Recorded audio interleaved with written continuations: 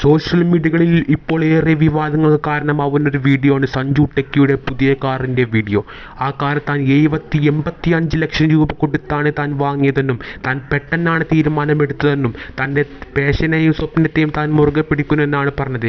എന്നാൽ അതിനിടയിൽ കുറച്ച് ഞരമ്പ് പൊട്ടിയ കുരു പൊട്ടിയ കുറച്ച് കമൻറ്റോടികൾ കമൻറ്റ് ചെയ്യുന്നത് നിനക്ക് ആ പൈസ പാവങ്ങൾക്ക് നൽകിയാൽ അവരുടെ ഒരു നേരത്തെ ഭക്ഷണത്തിന് തുല്യമാവുമെന്നും നീ വെറുതെ കാശ് കളയാൻ നിൽക്കണ ഒരാൾക്കെന്തിനാ 3 കാർ എന്നുമാണ് ചോദിച്ചത്. എന്നാൽ ഇത് വീട്ടിൽ പറയാതെ താൻ വാങ്ങിയതെന്നും താൻ തൻ്റെ സ്വപ്നത്തെയും ആഗ്രഹത്തെയും വില കൊടുക്കുന്നു എന്നാണ് സഞ്ജു ടെക്കി വീഡിയോയിലൂടെ പറയുന്നത്. എന്തായാലും നിങ്ങളുടെ അഭിപ്രായം നിങ്ങൾ കമൻറ്റ് ചെയ്യുക. Even when you feel low, you can still go. Even when you feel slow, you can still go. Even when there's no hope, you can still go. I never answer to no, man, I still go. Go, go, go, go, go, go.